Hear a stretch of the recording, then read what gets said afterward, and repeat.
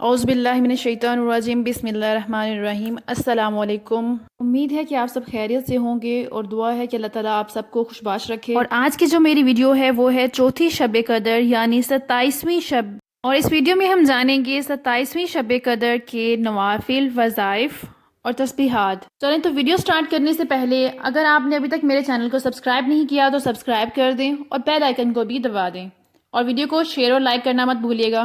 27ویں شب کو عبادت کرنے سے پہلے آپ غسل ضرور کریں، کیونکہ اس رات آپ اللہ تعالیٰ سے میٹنگ کرنے جا رہے ہیں۔ جس طرح آپ دنیا میں کسی عہدیدار انسان سے میٹنگ کے لیے جاتے ہیں تو اس کے لیے اہتمام کرتے ہیں، نہاتے ہیں، نئے کپڑے پہنتے ہیں۔ نہانا یا غسل کرنا اس لیے بھی ضروری ہے تاکہ آپ کے جسم سے ناپاکی دور ہو جائے اور آپ کی عبادت ناپاکی کی وجہ سے رد نہ کر دی جائے، یا اللہ تعالیٰ کے حضور آپ کی وہ عبادت قبول نہ ہو۔ ناپاک انسان کی دعا قبول نہیں ہوتی، اور یہ وہ دعا ہے جسے حضور صلی اللہ علیہ وسلم نے حضرت عائشہ کو سکھایا کہ اگر تم شب قدر پاؤ تو اس رات میں یہ دعا پڑھو، اللہم انک عفو کریم تحب العفو فاعف عنی، جس کا ترجمہ یہ ہے: اے اللہ تو معاف کرنے والا ہے، کرم فرمانے والا ہے، معاف کرنے کو پسند کرتا ہے، بس مجھے معاف فرما دے، آمین۔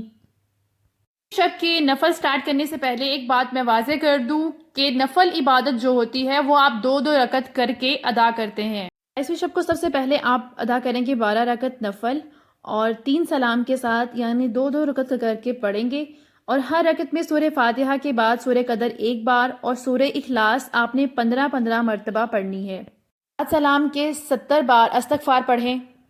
انشاءاللہ العظیم اللہ تعالیٰ اس نماز کے پڑھنے والے کو نبیوں کی عبادت کا ثواب عطا فرمائیں گے۔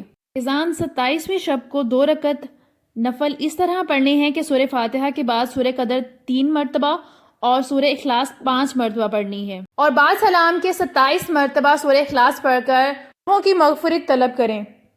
اذان 27ویں شب کو 4 رکعت 2 سلام کے ساتھ پڑھنی ہے۔ ہر رکعت میں سورہ فاتحہ کے بعد سورہ کوثر 1 بار اور سورہ اخلاص 3 مرتبہ پڑھنی ہے۔ اس نماز کے پڑھنے والے پر اللہ تعالیٰ موت کی سختی آسان کرے گا۔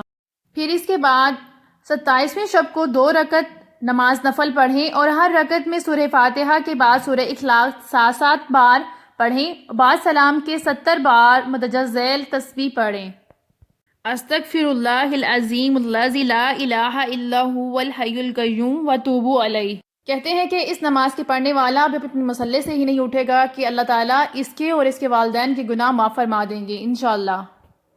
27ویں شب کو 2 رکعت نماز نفل پڑھیں اور ہر رکعت میں سورہ فاتحہ کے بعد سورہ الم نشرح 1 بار اور سورہ اخلاص 3 بار پڑھیں۔ بعد سلام کے 27 بار سورہ قدر پڑھیں۔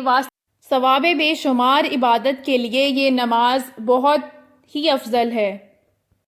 27ویں شب کو 4 رکعت نفل نماز پڑھیں اور ہر رکعت میں بعد سورہ فاتحہ کے 3 بار سورہ قدر اور 50 بار سورہ اخلاص پڑھیں، اور بعد سلام کے سجدے میں سر رکھ کر 70 مرتبہ یہ کلمات پڑھیں: سبحان اللہ والحمد للہ ولا الہ الا اللہ واللہ اکبر۔ اس کے بعد جو حاجت دنیاوی یا دینی طلب کرے وہ انشاءاللہ بارگاہ باری تعالیٰ میں قبول ہوگی انشاءاللہ۔